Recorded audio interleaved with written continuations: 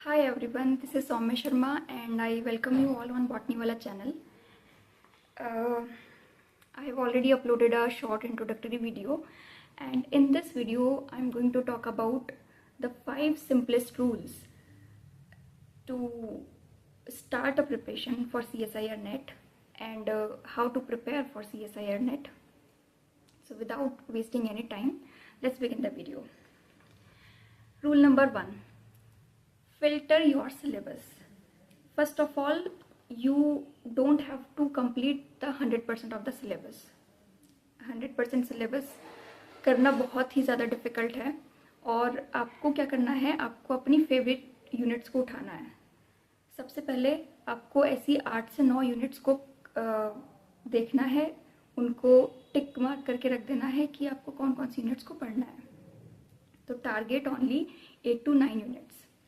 And when you start your preparation, जब आप initial stages में होते हैं तब आपको ऐसी यूनिट्स को टारगेट करना है. सबसे पहले उन यूनिट्स को उठाना है जो आपके लिए फेवरेट हैं. जैसे एनिमल फिजियो, किसी के लिए एनिमल फिजियो फेवरेट होती है, जेनेटिक्स, जो भी आपको फेवरेट लगता है उस टॉपिक को पहले पढ़ना है. और साथ में एक सिंपलेस्ट यूनिट को लेके चलना है. जैसे इकोलॉजी हो गई और साथ में आप मोल बायो पढ़ रहे हैं, तो दोनों चीज़ें बैलेंस हो जाती हैं. And also solve PYQs. आपको PYQ सॉल्व करना है, उससे आपको एक आइडिया लग जाता है कि कौन सा ऐसा कंसेप्ट है जो बार बार रिपीट हो रहा है, कौन से ऐसे एक्सपेरिमेंट्स हैं जो बार बार रिपीट हो रहे हैं. So now move towards rule number 2. The rule number 2 is part A is a gold mine.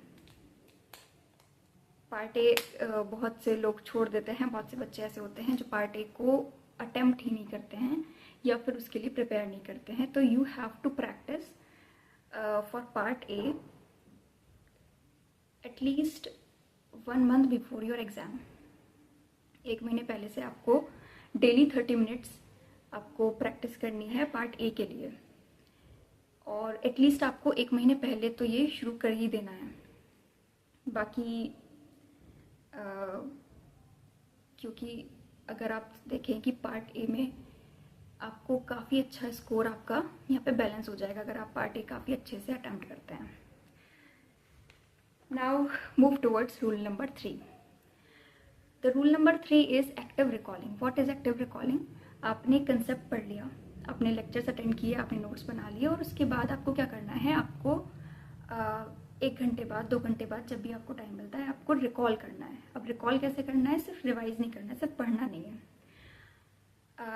किसी को भी आप अपने फ्रेंड को कॉल कर सकते हैं, उसको कंसेप्ट पढ़ा सकते हैं. तो ये अप्रोच सबसे बेस्ट होता है क्योंकि इसमें आपको पता चलता है कि आपको कितना याद रहा है.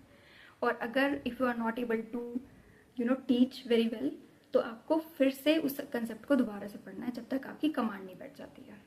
This is called active recalling. Now move towards rule number 4. Hard work before smart work. You can't do smart work without hard work. जब तक आप हार्ड वर्क नहीं करेंगे तब तक आपको स्मार्ट वर्क का आइडिया ही नहीं आएगा. स्मार्ट वर्क क्या होता है? स्मार्ट वर्क, कुछ बच्चे स्मार्ट वर्क करते हैं कि अपने सिर्फ नोट्स देख लिए हैं, डायरेक्टली वो कंसेप्ट नहीं पढ़ते हैं, सिर्फ नोट्स देख लिए हैं. लेकिन अगर व्हाट इफ की क्वेश्चन उस नोट्स में से नहीं आए, तो इसलिए जब तक आप पूरा चैप्टर नहीं पढ़ लेंगे, अगली बार आप फिर उसके PYQs करेंगे और अगली बार जब आप उसको रिवाइज करने आएंगे तब आपको याद आएगा, तब वो चीज़ें हिट करेंगी कि हाँ, इस लाइन में से क्वेश्चन आया था, और आप उसको हाईलाइट करेंगे. उसको बोलते हैं smart work. So hard work is must, और हार्ड वर्क करना है पहले, उसके बाद स्मार्ट वर्क करना है. You may find many videos on YouTube that do smart work, and you can't do smart work before hard work. Rule number 5. Rule number 5 is the mindset. You don't have to, you don't have to study about 15 hours a day. आपको 15 घंटे लगातार पढ़ाई नहीं करनी है. आपको सिर्फ consistently आपको 2, 3, 4 जितना भी आपको टाइम मिल पा रहा है आपको कंसिस्टेंटली करना है। ऐसा नहीं है कि आपको 6-6 घंटे लगातार पढ़ाई करनी है उसके बाद आप पढ़ाई नहीं कर रहे हैं। तो वही अप्रोच रखना है अपना कि आप कंसिस्टेंट रहते हैं। Consistency beats intention, remember. And last but not the least, if you are not sure about your preparation, अगर आपको वो जर्नी नहीं पता है तो उसके बारे में भी पता लगाइए कि आगे और कैसे आप असिस्टेंट प्रोफेसर तक पहुंचेंगे, क्योंकि जर्नी बहुत लंबी है। और अगर आप श्योर नहीं है अपनी प्रिपरेशन को लेके, आप श्योर नहीं है कि आप ये कर सकते हैं या आपको ये करना चाहिए, या आपका इंटरेस्ट नहीं है रिसर्च में या एकेडमिक्स में, तो ask yourself first, right?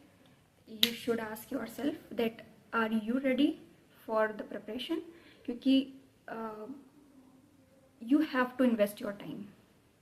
You have to invest your time. आपको टाइम इन्वेस्ट करना पड़ेगा, आपको नोट्स बनाने पड़ेंगे, आपको सेल्फ स्टडी करनी पड़ेगी, रिविजन करना पड़ेगा, और ये आपको कंसिस्टेंटली करना पड़ेगा। मेरे मेंटोर जो थे उन्होंने भी मेरे को यही सबसे पहले सजेस्ट किया था कि you have to be consistent, कि जब तक आप कंसिस्टेंट नहीं होंगे तब तक आप नहीं